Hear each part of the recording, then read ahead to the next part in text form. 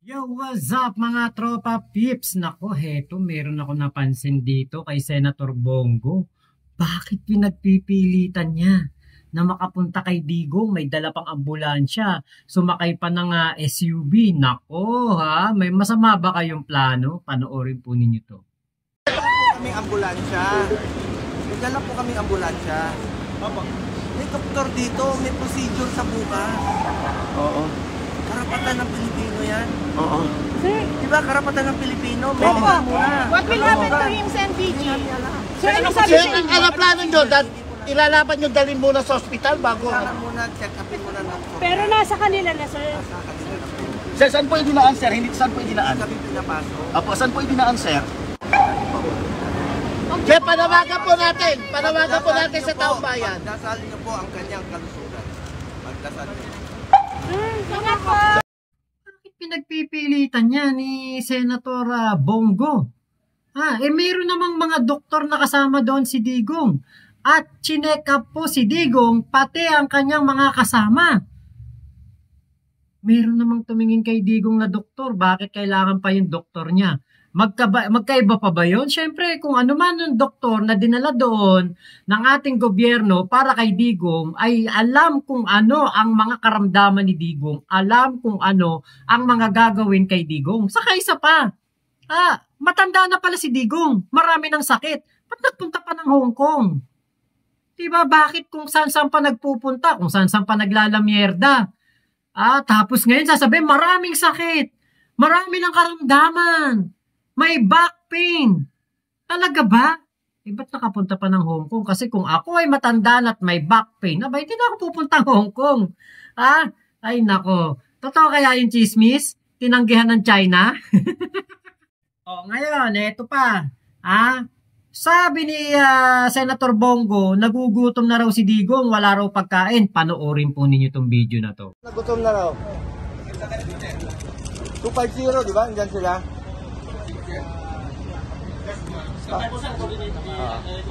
Kanina pa, gutom na gutom. Tawag ng tawag.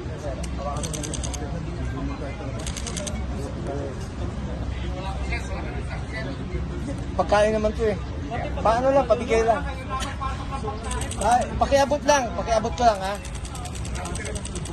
Ay, pagkain ba? Ito lang. Bakit ano, paabot lang. Sino nag-request ng food, sir? Wala pang kain si tatay. Sino anak, sir? Kitty. Si Kiko nasa loob, sir? Ito. Nasa loob, sir? Sir, sino sa ibang gigili? Sino pa pong kasama ni Tama ba yan? Hindi niyo pa ng pagkain? Hello, Kitty. Yan, sir, palawag na pinapakain eh. Sir, sana kayo makapasok ng pagkain, baka malagyan pa nila ng naso yan. Sir, kayo po bawal daw kayong pumasok? Sir, bakit bawal daw kayo? Sir, sino-sino na po ayaw kasama ni dating Pangulo? Asawa niya, nanay ni Kitty. Hello, Kitty. Nandito na yung pizza. Nandito na yung pizza. Nandito sa gate ha. Anong gate to, boss? Gate 5. Gate 5, Kitty. Gate 5. Puntahan mo ako sa gate 5. Nandito yung pagkain. Punta ka dito? Gate 5, Kitty. Ikaw na lang kumuha, Kitty, para mabigay.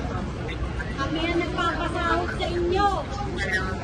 Kitty. Ilang ibang hawag ko po na baba dito. Hello, Kitty. Gate 5.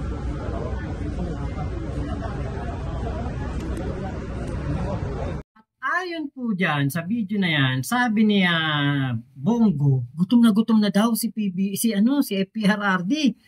Gutom na daw si Digong. Wala daw makain. May dala pa nga tong tubig, tapos yung pizza. Ngayon naisip ko, si Digong walang makain? Parang imposible, di ba? May dala pang tubig, si Digong walang tubig.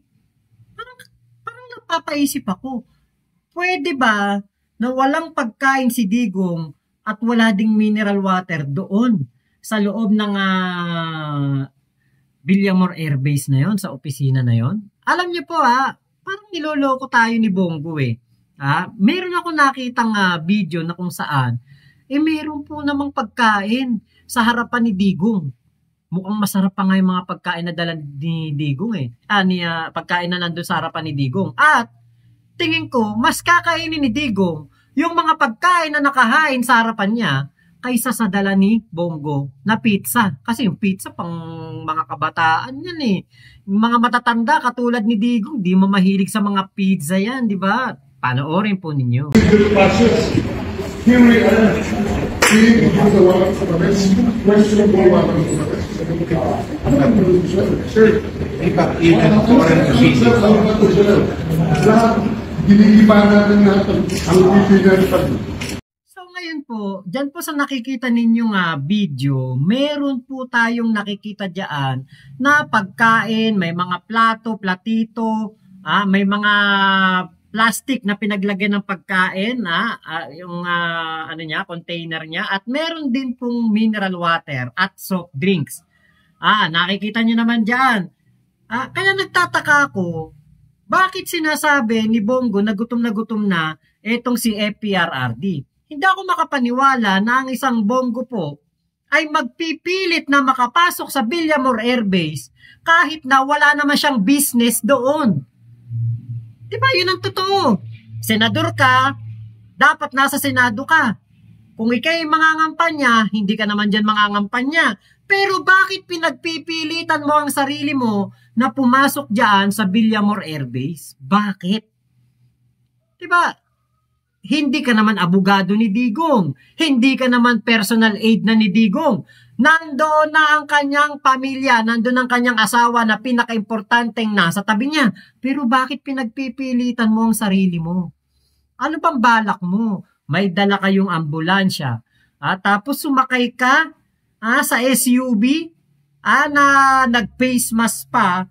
Tapos sinara pa yung bintana, parang itatago pa niya ang kanyang sarili para makapasok doon sa Villamor Air Base.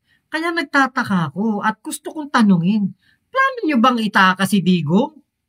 Plano nyo ba yan? Kasi bakit pinagpipilitan nyo po ang inyong sarili? Ito po yung video.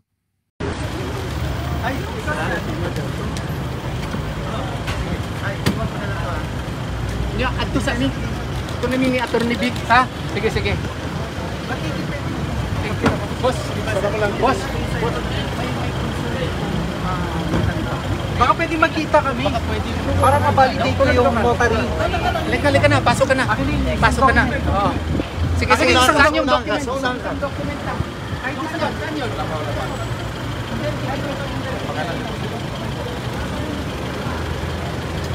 Same document, ha?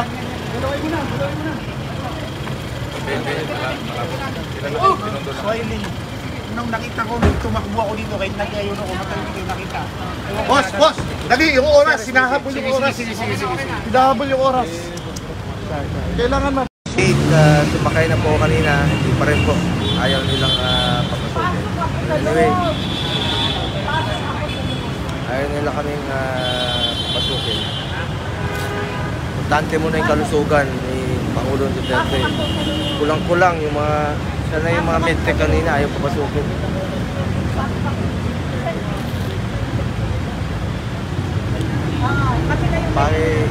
Nakikiusap po ako, pagdasal po natin si Pangulong Duterte.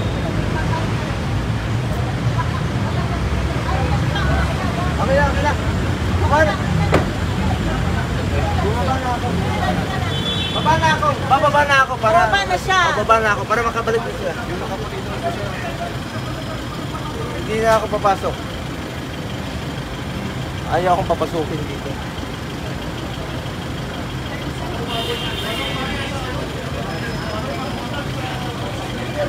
Notary lang siya. Wag ganyan. Notary lang.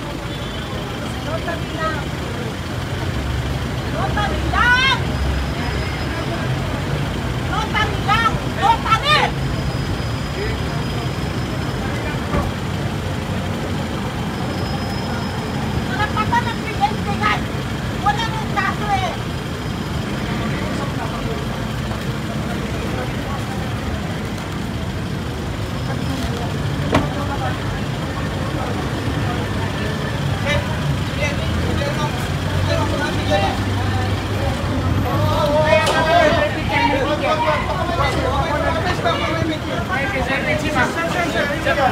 nakikiusap kami, sir. Nakikiusap kami, sir. pa ba yan yan? Si, ano, sir, si attorney, sir. Yes, sir.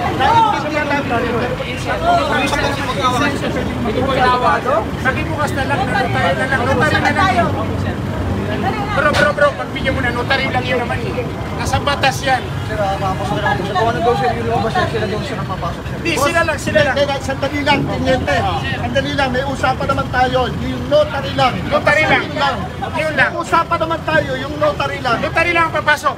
Sige. Usapan tayo. Ano po muna kayo? Notary lang. Pakiclear lang po. Okay, sir. Notary lang. Hindi namin trabaho na yung pakiclear lang yung abogado lang. Yes, sir. Pinarating ko po, sir. With Karapatan, regards sa... karapatan ng bawat Pilipino magkaroon ng abogado. Alam niyo, Pinarating ko po, sir. Pinarating ko, unfortunately, sir, yun po ang instruction sa amin, sir. naiintindihan namin Opo, kayo. sir. Naiintindihan namin kayo. Opo, sir. Nakikiusap lang po. Opo, sir. Okay, pakipaalam lang po naman. Opo, sir. Notary lang naman ay papasok eh. Yes, sir. Hininga na po namin ng request yun, sir. Kami, sir, wala kaming intensyon na i-obstruct, sir, ang batas. Pakipaalam na lang po. Opo, sir. Pinaalam ko na po, sir. Pinaalam ko. Karapatan ng bawat Pilipino yan. Pinaalam ko na po, sir. Ano raw dahilan?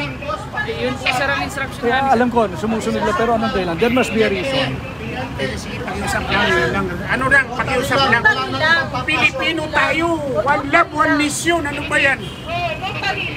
Notary lang yan. Siya lang papasok. Abogado lang ang papasok. Abogado. Notary lang. Sige, papasukin na lang yan, sir. Notary lang, notary. Siriyak na pa, Tiniente. Yung 5 o'clock ng Supreme Court.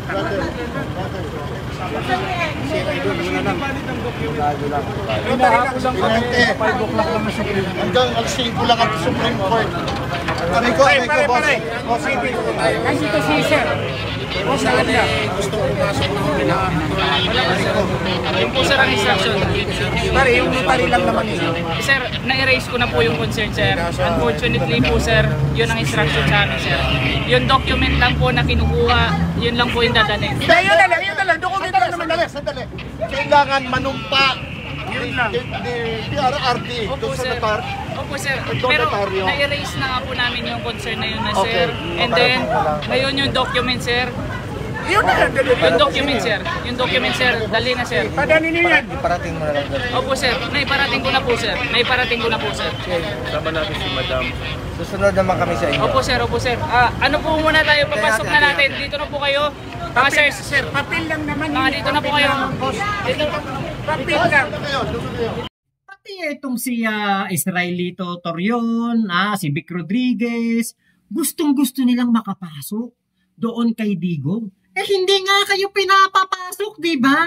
Ayaw nga kayong papasukin at hindi naman kayo kailangan ni Digong. May mga kasama na doon si Digong. Anong pinagpuputok ng butsi nyo at gustong-gusto nyong mapuntahan si Digong? Ano yan, mga pasikat kayo? Epal kayo? Puro sila sabi na illegal daw po ang paghuli kay Digong.